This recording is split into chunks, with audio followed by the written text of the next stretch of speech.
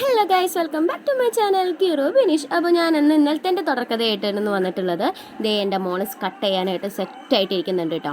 അപ്പോൾ ഫസ്റ്റ് നമുക്ക് വേണ്ടത് ഇതൊന്ന് കട്ട് ചെയ്യുക എന്നുള്ളതാണ്. ഇതിനെ ഡൈ എന്നോട്ടോ പറയുക, ഇന്നലത്തെ വീഡിയോയിൽ പറയാൻ വിട്ടതാണ്.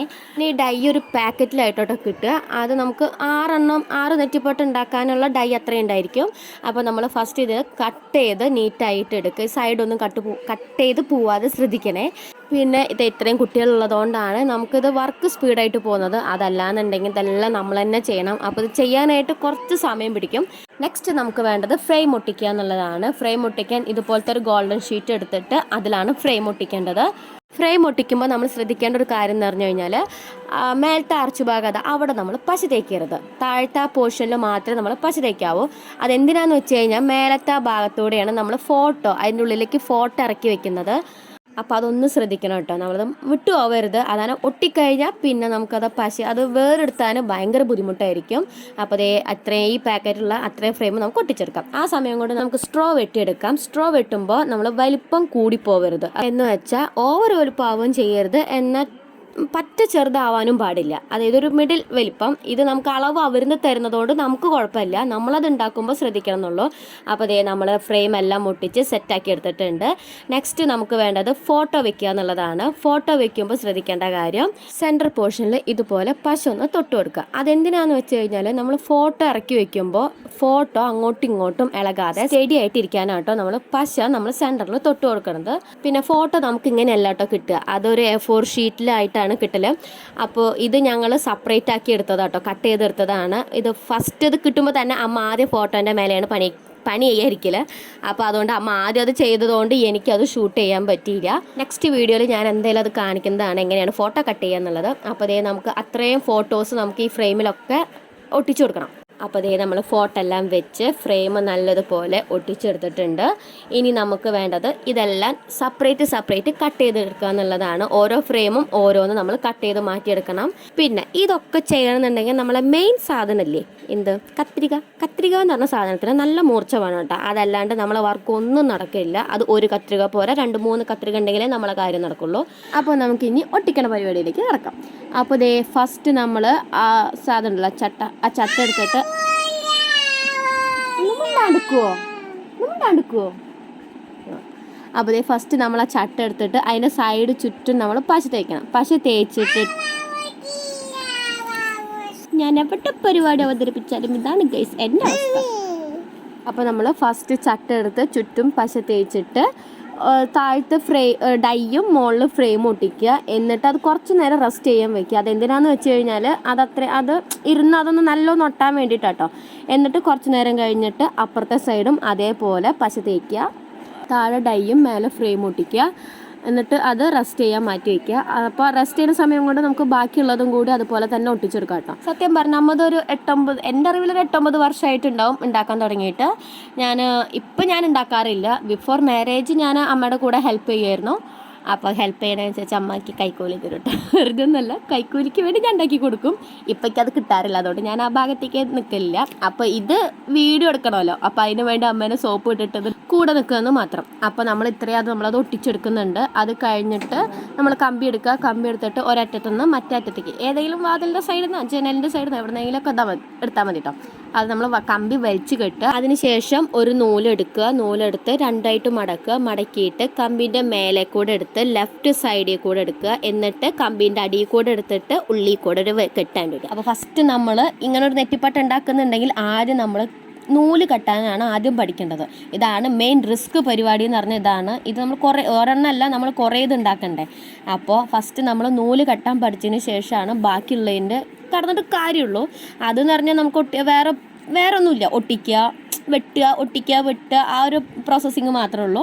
അപ്പോൾ ഫസ്റ്റ് നമ്മൾ നൂല് കെട്ടാൻ പഠിക്കുക. നൂല് കെട്ടുമ്പോൾ പിന്നെ ശ്രദ്ധിക്കേണ്ട കാര്യം ഇതുപോലെ തന്നെ അത് പിന്നെ നമ്മൾ കെട്ടി സ്പീഡാവും. അമ്മയ്ക്ക് നല്ല സ്പീഡ് കേട്ടോ, എന്നേക്കാൾ സ്പീഡാണ്. എനിക്കിതിൽ വലിയ പിടുത്തം പോരാ. ഞാൻ നൂല് കെട്ടാൻ ബാക്കിലോട്ടാണ്, വീക്കാണ്.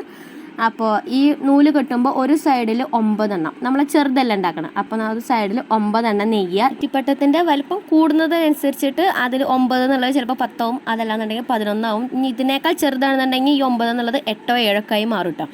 അപ്പോൾ നമ്മൾ അത് കഴിഞ്ഞതിന് ശേഷം ഈ 9 എണ്ണം നെയ്തതിന് ശേഷം നമ്മളൊരു കമ്പി എടുക്കുക, കമ്പി എടുത്തിട്ട് രണ്ടായിട്ട് മടക്കുക. ഇതുപോലെ രണ്ടായിട്ട് മടക്കിയിട്ട് ആ ബാക്കി വാൽ ആ വാലിൻ്റെ മുകളിൽ കൂടെ ഈ കമ്പി ഇട്ടിട്ട് ജസ്റ്റ് ആ കുടപ്പന അതൊന്ന് കോർത്ത് കൊടുക്കുക.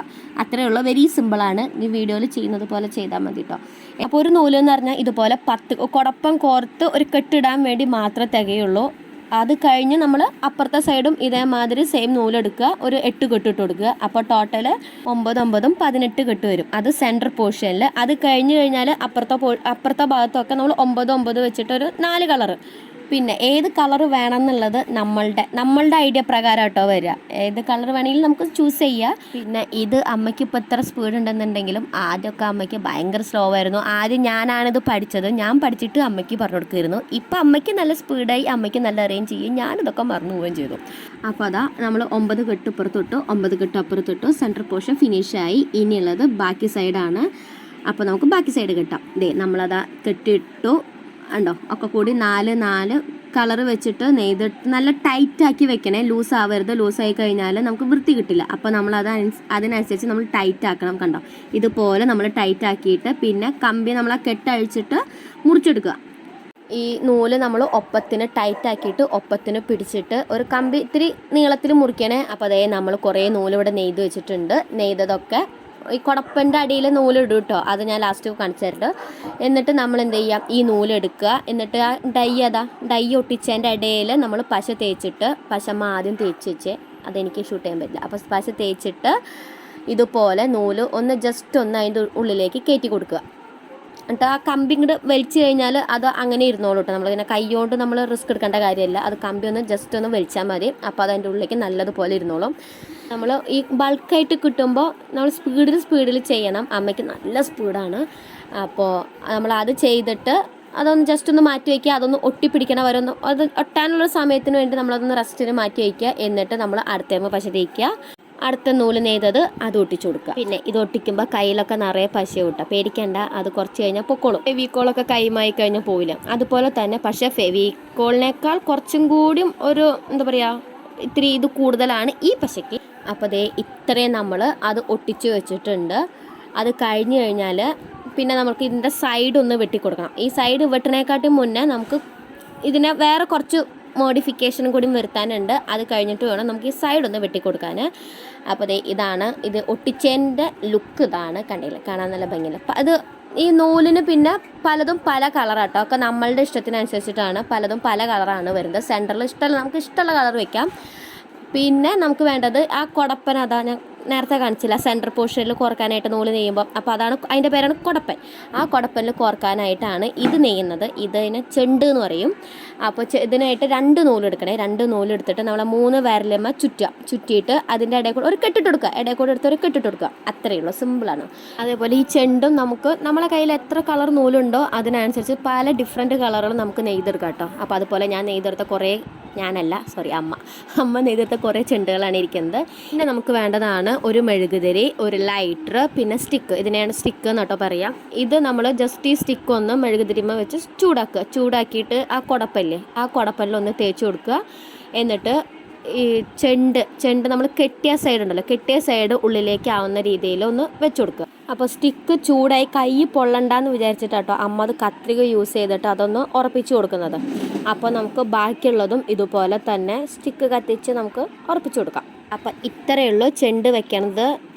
ഞാൻ നേരത്തെ പറഞ്ഞ മാതിരി ഇതൊക്കെ സിമ്പിളാണ്. നമ്മളെ ഏറ്റവും മേജർ വർക്ക് എന്ന് പറയുന്നത് നൂല് നെയ്യലാണ്. അപ്പോൾ ആദ്യം നമ്മൾ അതാണ് പഠിക്കേണ്ടത്. എന്നിട്ട് വേണം ഇതിലോട്ട് കടക്കാനായിട്ട്. ഇതൊക്കെ നമുക്ക് പെട്ടെന്ന് ചെയ്ത് തീർക്കാൻ പറ്റുന്ന പരിപാടിയുള്ളൂ. അത് കഴിഞ്ഞ് നമ്മൾ ചെണ്ടൊക്കെ വെച്ച് അതൊക്കെ നല്ലതുപോലെ ഉണങ്ങിയിട്ടുണ്ട്. ഇനി നമുക്ക് അത് ഒന്നും കൂടി ഒന്ന് ടൈറ്റായിട്ടിരിക്കാൻ വേണ്ടിയിട്ട് ആ കമ്പി ഒന്ന് ജസ്റ്റ് ഒന്ന് മേലേക്ക് പതുക്കെ വലിക്കണേ. അല്ലെങ്കിൽ അത് ഇപ്പോൾ ഒട്ടിച്ചതൊക്കെ വിട്ടുപോരും. അപ്പോൾ അത് വിട്ടു പോരാണ്ടിരിക്കാനായിട്ട് ജസ്റ്റ് ഒന്ന് പതുക്കെ ഒന്ന് വലിച്ചതിന് ശേഷം അതൊന്ന് അത്രയും നീളം നമുക്ക് വേണ്ട, അതൊന്ന് ജസ്റ്റ് ഒന്ന് മുറിക്കുക. ആ കമ്പി മുറിച്ച് കളഞ്ഞിട്ട് അതിൻ്റെ ആ ഫ്രെയിമിൻ്റെ ഉള്ളിലേക്ക് ഒന്ന് തിരികെ വെച്ച് കൊടുത്താൽ മതി. അത് നെക്സ്റ്റ് നമുക്ക് വേണ്ടത് ഇനി ഫ്രെയിമിൻ്റെ മേലെ ആ അറ്റത്തായിട്ട് നമുക്ക് ലേസ് ഒട്ടിച്ച് കൊടുക്കണം. അപ്പോൾ ലേസ് ഒട്ടിച്ച് കൊടുക്കുമ്പോൾ പ്രത്യേകം ശ്രദ്ധിക്കുക, പശ നമ്മളെ ഫ്രെയിമിൻ്റെ മേലെ ആവരുത്. മേലെ ആയി കഴിഞ്ഞാൽ ഒരു കറുത്തൊരു ഷെയ്ഡ് പോലെയാവും. അപ്പോൾ ഒരു വൃത്തി ഉണ്ടാവില്ല.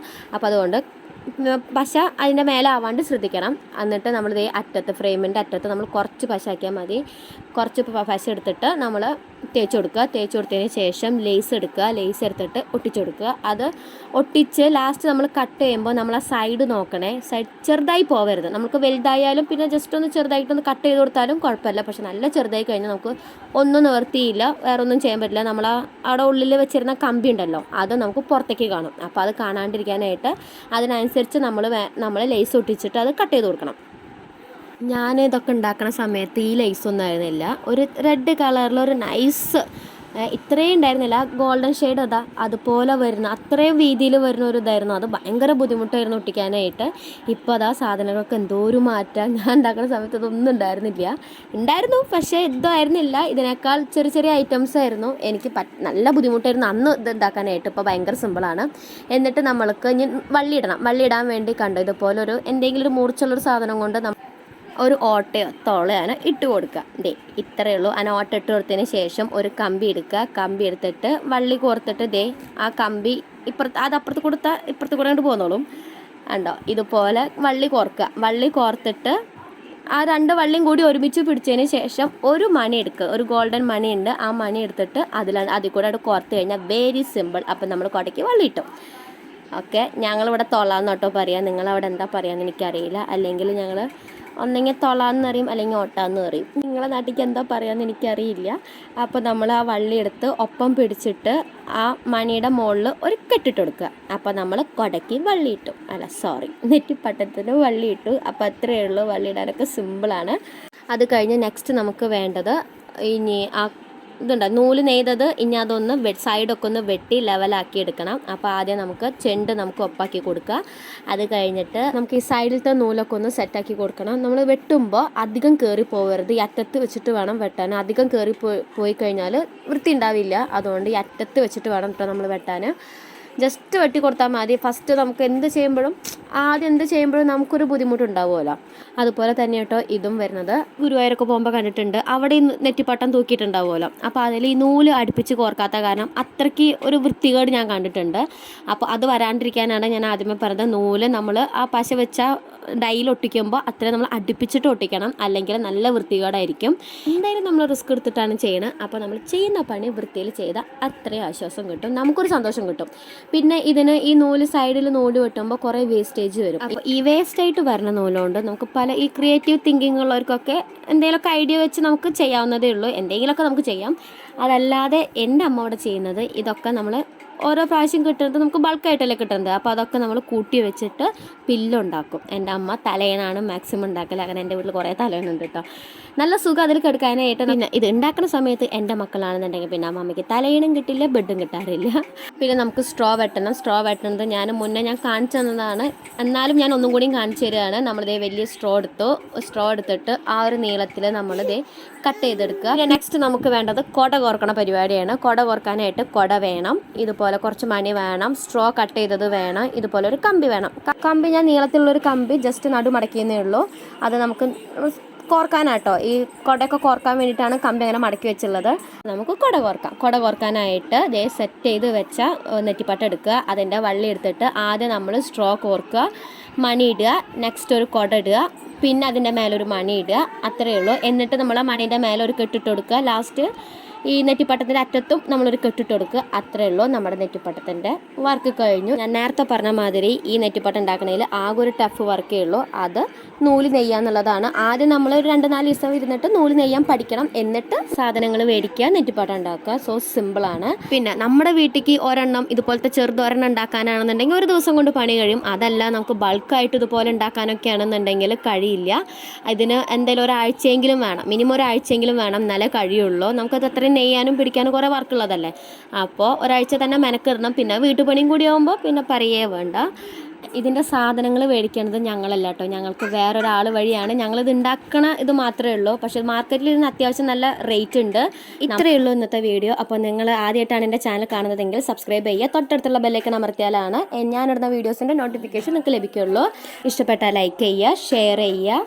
എന്തെങ്കിലും മിസ്റ്റേക്കോ നിങ്ങൾ മനസ്സിലാവാത്ത വല്ല ഭാഗങ്ങളോ കാര്യങ്ങളുണ്ടെന്നുണ്ടെങ്കിൽ കമൻറ്റ് ബോക്സിൽ അറിയിക്കുക. അപ്പോൾ ഇത്രയേ ഉള്ളൂ. Tata, bye bye, see U.